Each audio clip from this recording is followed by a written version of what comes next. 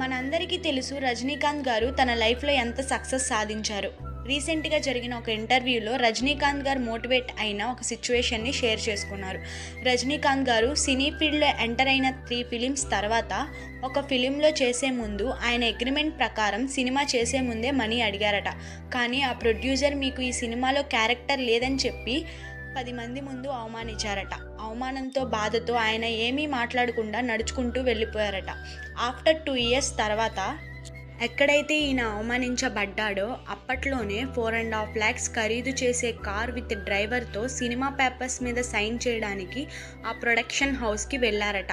అప్పటి నుంచి ఇప్పటి వరకు తమిళ ఇండస్ట్రీ అండ్ తెలుగు ఇండస్ట్రీలో సూపర్ స్టార్గా పేరు పొందారు రజనీకాంత్ గారు. Maybe kill them with success అంటే ఇదేనేమో. ఇలాంటి మోటివేటెడ్ వీడియోస్ని మీ ఫ్రెండ్స్ అండ్ ఫ్యామిలీకి షేర్ చేసి మీ అభిప్రాయం ఏంటో కింద కామెంట్ చేయండి. అలాగే సబ్స్క్రైబ్ చేసుకోవడం మర్చిపోకండి. Thanks for